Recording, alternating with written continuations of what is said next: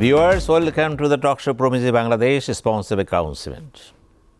Today our topics of discussions are election to the 12th Parliament and the political landscape at this very moment centering the elections. And to suit the very purposes, we have invited two important guests. One is Professor Dr. Kalimullah. Everybody knows you very well. That's why I will never elaborate you. Thank you, sir. You are what you are. Other being Professor Dr.Mesbah Kamal. He is a professor of history at Dhaka University. And he is a very vocal voice everywhere. Well, Dr. Kalimullah, you know very well what is happening in Bangladesh at this very moment, centering the elections. And you are also the chairman of JANIPOP, Right. one of the leading election monitoring house in Bangladesh. What is your understanding as of now? Well, 12th Parliament election is knocking at the door. The D-Day is 7th of January 2024. At the moment, we are in the middle of campaign trail. The campaign period is for 17 days as designated by our constitutional body, the Election Commission. On the eve of the D-Day, we will have 48 hours lull period, and after that, the casting start, and it will continue till 4 o'clock in the afternoon, and the counting will begin, and the evening we'll end up having the result. Of course, that is not final until unless it's gazetted. So that's the process. When Honorable Chief Election Commissioner Kaji Abul Awal was affected by COVID-19, other 4 commissioners, honorable commissioners, decided to launch the roadmap for 12th Parliament election. So they had to sort of give tick marks once they sort of crossed one boundary to another. And we are almost at the fag end now. Well, thank you very much. Thank you. Professor Mesbah Kamal, you are a historian. It means you have the record of history of Bangladesh, including the political history. What is your observation till the date? Okay. The election is going to be a very interesting one in the sense that the major opposition political party of the country, which is unfortunately not the main opposition in the parliament, last parliament, but they are understandably the major opposition in the country. They are not taking part in this election, forthcoming election scheduled for 7th January. So an election without the major political opposition, that is something the world would look at the outcome. And of course, people are concerned about what is going to happen after the election.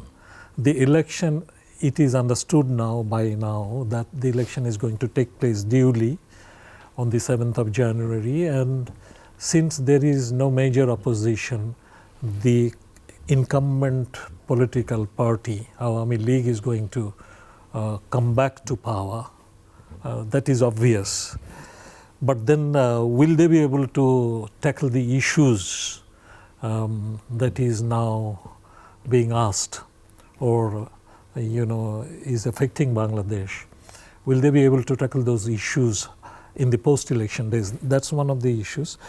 But also, this election is also very interesting in the sense that this is for the first time that that a particular political party has given their own candidates, but at the same time have approved their own political party men to stand against their own candidate. So they are contesting as independent candidates. So say the Awami League has placed its own nominees, as well as they have allowed their own party men to contest their own nominees. So this is very interesting. I don't know if something similar has happened anywhere else in the world ever. But also this is in a way better than having an election result with a particular party winning with 153 seats unelected, or rather uncontested. They are winning it. It's better than that. And also there has been a huge allegation that one election was not properly conducted, and most of the votes were casted the night before. So given that background in last two elections, it is better, I think, that whoever wins comes through some kind of contest, maybe from within, or maybe from outside. There are, of course, other political parties. 27 political parties are contesting in the election. So, of course, not many. I mean, you can hardly name anyone who is actually contesting in the serious sense of the term. Particularly, what I found quite amusing is that the forthcoming opposition, because they are rather likely to be or could be the opposition, is the Jatiyo Party founded by General Hussain Mahmud Ershad, and they have been they are still in the parliament exists still today, and they are the opposition party. Now, interesting part is that there have been arrangement in 26 seats with the ruling Awami League party, that those 26 seats Awami League is not contesting. So they have given a kind of a walkover, but not a clear walkover, because they will have to face independent candidates. Awami League hasn't posted their candidate. What does it mean? It means that clearly there is some kind of understanding with the likely opposition. Now, the funniest thing is that the General Secretary of that quote-unquote opposition party, he has written in his election poster, that he has been nominated by his Jatiyo Party, but has been endorsed and supported by Awami League. So he is contesting Awami League and writing in the poster that he has been endorsed by Awami League. Very interesting election. Yes, I'll come to you again. Well, Dr. Kalimullah, Professor Mesbah Kamal narrated the thing in his own words and languages. You are in the field. Yep. And do you think that this time Jatiyo Party is in a position to fare well, which will lead him to sit in the chair of opposition in Parliament? Well, it's difficult to tell, to be honest. Jatiyo Party, till to date, is a party in opposition in the Parliament, and they have come up with a kind of a negotiated arrangement with the ruling party in power, Awami League, because they have a legacy of alliance with Awami League as part of the Grand Alliance. When the founder of the party, General Hussain Mahmud Ershad, was alive. And they expected that they would be allotted 50 places, but in the process they ended up having only 26 places. Awami League decided to withdraw their candidate from those 26 constituencies all over. However, they insisted that independent candidates are independent candidates. It doesn't matter whether they are Awami League members or not, they will continue to sort of stay. So, in such arrangement, a lot of people think that it will be quite difficult for Jatiya Party to be able to sort of stay and be winner, because those who are habituated in casting vote in favor of vote, that means Awami League's party symbol, given the opportunity, they will not cast their vote in favor of plough, which is the party symbol of Jatiya Party. So in the process, pundits believe that Jatiya Party may end up losing most of its allotted seats. So it will be tough kind of fight for them. And popular symbol is the kite or eagle, yeah. And most of the independent candidates are popular and they are formidable candidates. So it will be a contested election on their part. Thank you very much. Thank you. Professor Mesbah Kamal, do you think Jatiya Party is already in a big problem? You see, Jatiya Party had some there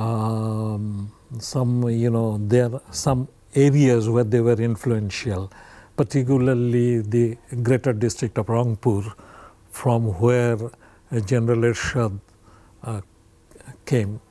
So in that district, and interestingly, from Sylhet area.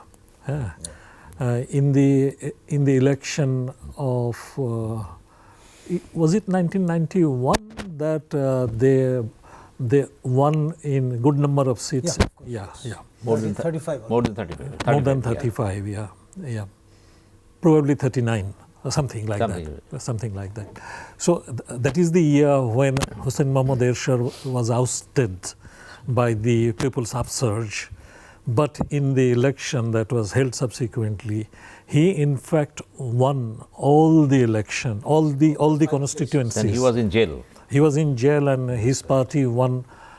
He himself won in 5 constituencies, from 5 constituencies, and his party won from more than 35 seats, particularly from Greater Rangpur district and Greater Sylhet district. So those are influenced pockets.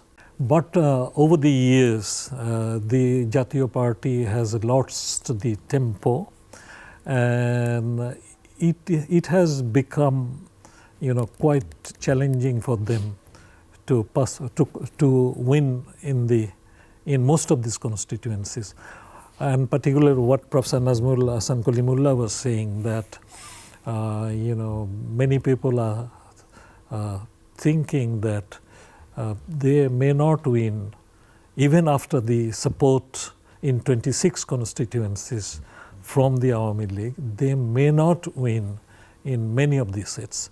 And not only Jatiya Party, of course they will win in some seats, but their number, I suspect, would be lot less than the total of the independent candidates winning in the forthcoming election. In fact, Dr. Nazmul Ahsan Kalimullah rightly pointed out that some of the independent candidates are, formidable candidates, and they have substantial footings in their own localities and among their own party. We'll come to this point. This is elaborate discussion indeed.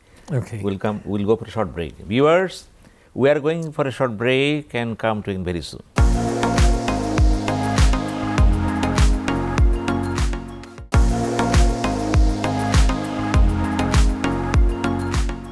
Viewers, we are back to the talk show Promising Bangladesh, sponsored by Crown Cement. We are having talks with 2 very, very important giants at this very moment in Bangladesh. One is Mr. Dr. Kalimullah, other is Dr. Mesbah Kamal. And they were discussing on the issues related to the elections to the 12th Parliament. And you know very well that electoral race at this very moment is not easily understandable. Why it is not understandable, Professor Kalimullah? Well, you know, we are in a critical juncture of time, and international community especially have taken keen interest with reference to 12th Parliament election. They came up with a clarion call that the election should be inclusive, participatory, free, fair, independent, credible, peaceful, and must attain international standard.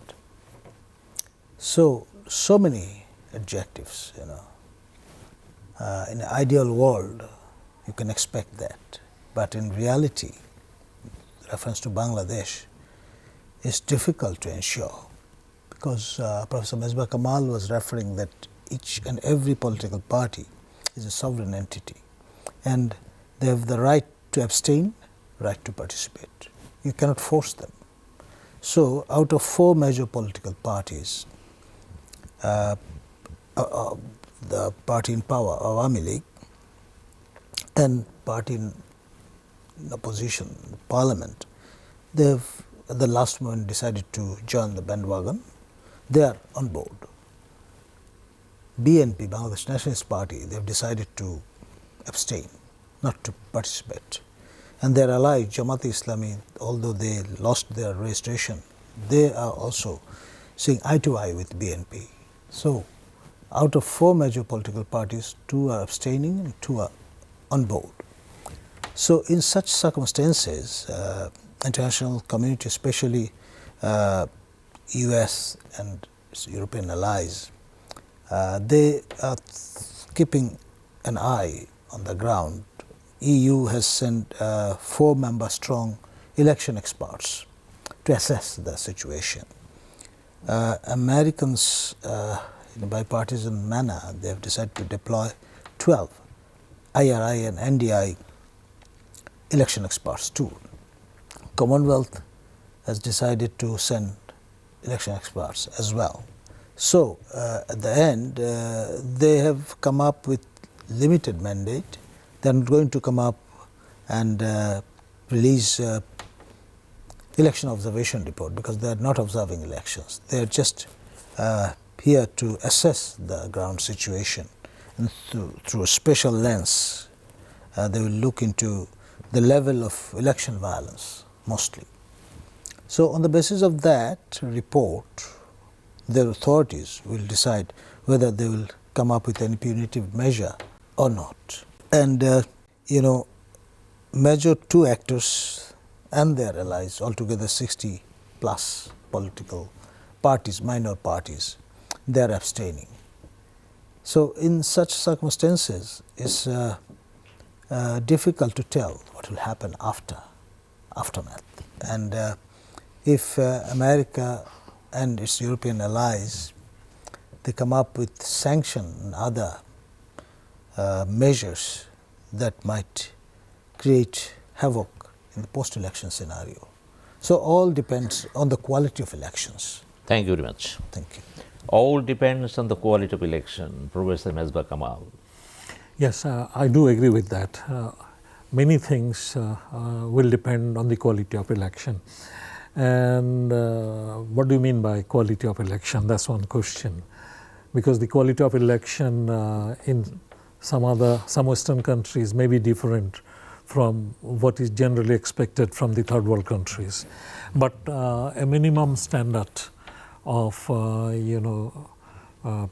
creation of a representative government is expected. And in that case, I would say that the voter turnout would be one of the major indicator. And Awami League and the political parties, they are contesting 27 officially contesting, but some of them have also allies with them. A good number of other political parties, smaller political parties who are not registered with the Election Commission, but they are in the alliance with some of the political parties contesting. So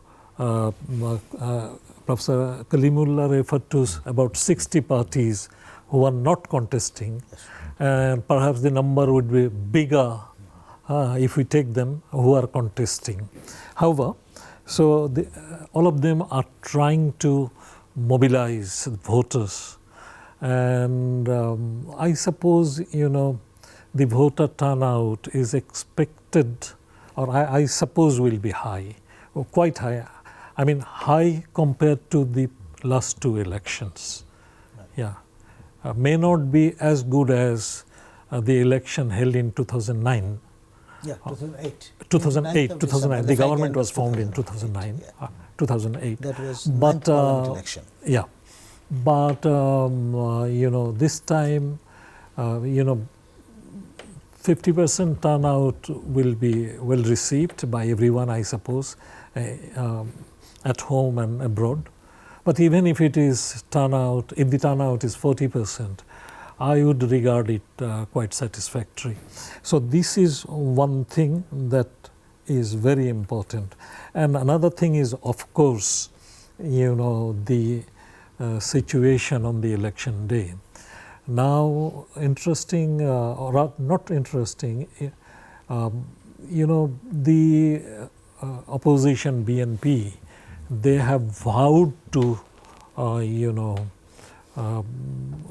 nullify the election. They have vowed not to, I mean, they have been asking the people not to go for voting, and they have been, you know, calling hartals. Hartal means all-out shutdown, yeah. And also they have been calling for oborod. Oborod, how would I call it in English? Siege, kind of, siege. So this kind of, you know, you know, programs being offered by BNP, and coupled with that, these have become very, very violent, and already a good number of people have been killed, and hundreds of transports have been burned down, and even there have been a good number of attacks on the rail lines and sabotages done. And you know, in a recent incident in Dhaka, inside Dhaka city, you know, 4 persons, including a mother and her tender child, a very young child, has been burned down. So these are very, you know, difficult proposition. When some political party is out to, you know, destroy the election process, which they did together with Jamaat-e-Islami in 2013 or 14? 13. 14, yeah, 2014, which they did. That was actually rejected by the people. That was totally rejected by the people. Of course, they could create a sense of terror. They could terrorize the people, and people, out of fear for their lives, did not turn up in good numbers in the election, in the voting booths. But that also made them unpopular, very unpopular, and they lost the ground that they had with the people. So, and they have paid a lot over the last 10 years, or almost 10 years, 8 to 10 years, to gradually regain that. They could regain some of their position only when they committed themselves to non-violent political programs. And that regained them some popularity. But from the 28th of last month, they have gone back to these kind of, you know, violent programs, and that has again ruined their political future, I think. So what I'm saying is this, what will happen on 7th of January, that is also worth seeing, because if there is a lot of violence, then that may not, even if the voter turnout is low, that may create some kind of justification for Awami League, who is trying to hold the election on time and following the constitutional regulations. So I think that I'm not very worried about sanctions, because they have their own calculations, and sanctions, the Americans and the Europeans don't impose sanction on Saudi Arabia. That's true. Who doesn't bother for votes? Or there are many other countries, in other parts of the world, right, where they don't go to put their teeth. Right. So, I mean, in Bangladesh, if it is somehow acceptable election, and they have accepted, although initially with some kind of reluctance, but subsequently they accepted the incumbent government in 2015 and in 2019. So I don't think that sanction is a real possibility, and that is going to be a problem. They need also our products, and they need cheap products. That is also... Thank you very much. It is a mutual. It's a mutual understanding. Well, Mr. Kalimullah, sanction is not necessarily call of the time. Yeah. Because you know very well the crisis America is facing at this very moment regarding Israel and Gaza, even in Ukraine. Yeah. And the US Congress already blocked the budget. Yeah. So America is thinking otherwise. And the recent dialogue, 2+2, it means Right. Sullivan, Blinken, Rajnath, and Jaishankar. Right. And immediately after the meeting, the Foreign Secretary of India disclosed something to the press, Right. which implies Yeah. India believes in a stable Bangladesh. That's right. America believes Bangladesh based on democratic norms, values, and customs. Difference is, what is the way? Result is same. Right. Both want the peace and stability, Of course. but the mode of process differs. That's right. And out of this misunderstanding or the distancing, many things are taking place Yeah. in gossips and discussions, writings. What are your realization? Well, as far as I understand, the American nation, they have ethos, values enshrined in their constitution and the Declaration of Independence in 1776. But again, they are a pragmatic nation. The philosophy is pragmatism. So they come to terms with the reality all the time. And from that perspective, Professor Mesbah is right. Although for the last 2 years they were sort of waving red flags, but if we end up having a satisfactory election on 7th of January 2024, they might think otherwise. And previously in 2014 and 2018, they've come to terms with the reality and decided to do business as usual. They carried on.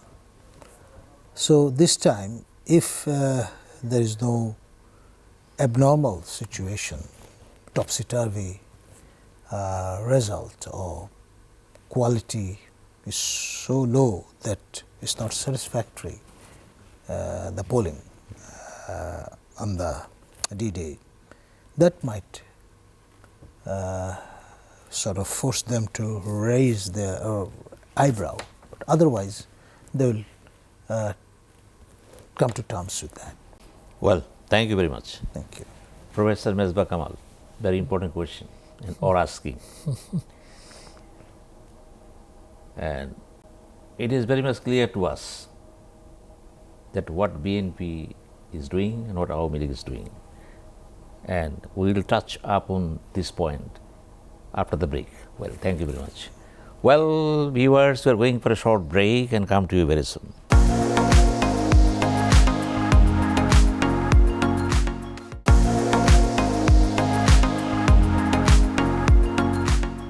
Viewers, we are back to the talk show, Province of Bangladesh, sponsored by Crown Cement. And we are having talks with two professors of Dhaka University, one Mr.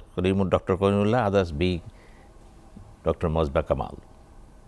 And we are talking about the elections in Bangladesh. Well, Mr. Mesbah Kamal, it is said, or it is in the air, that BNP, three factors are important for Bangladesh at the moment. One is the people, the political parties, and geopolitics.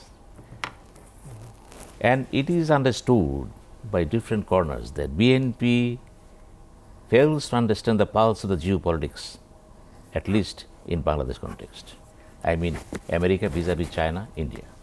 What are your observations? Well, I would say that BNP has failed to understand the pulse of the people of the country. If they would, contest in this present election, they would definitely become at least the main opposition of the country. They have been the opposition, they have been in power a number of times, and there is an appeal of the politics, particular brand of religion-based politics that they represent. They have some clientele in Bangladesh still today, following the path of Muslim League of the Pakistani days. Yeah. But Awami League representing the secular tradition that is rooted in the history of this culture, history and culture of this country.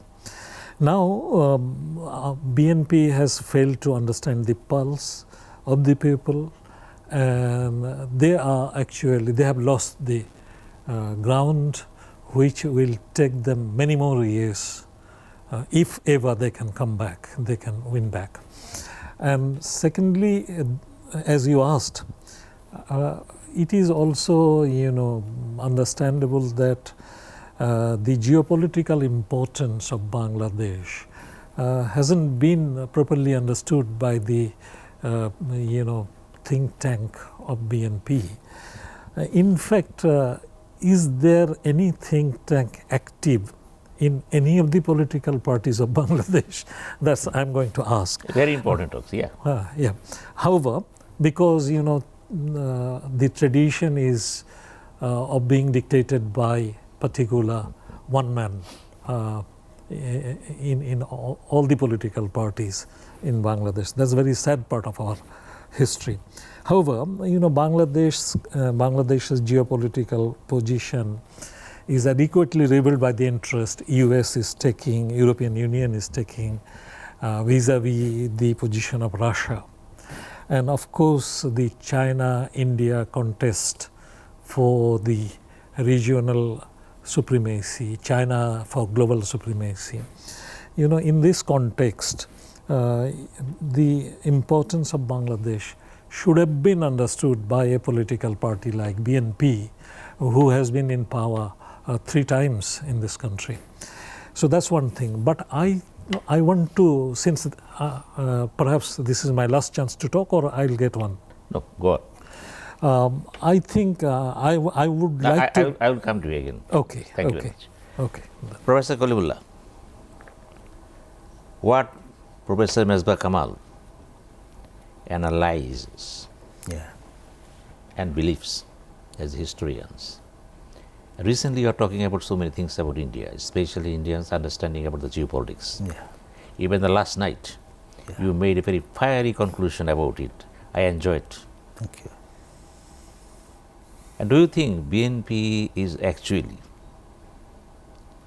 on the rail to understand the geopolitics?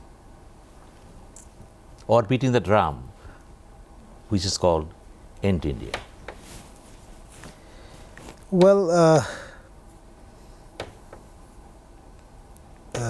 BNP will bear me out. I mean, if you look at their deployment with reference to information and research cell, you find Mr. Nosu is running the show.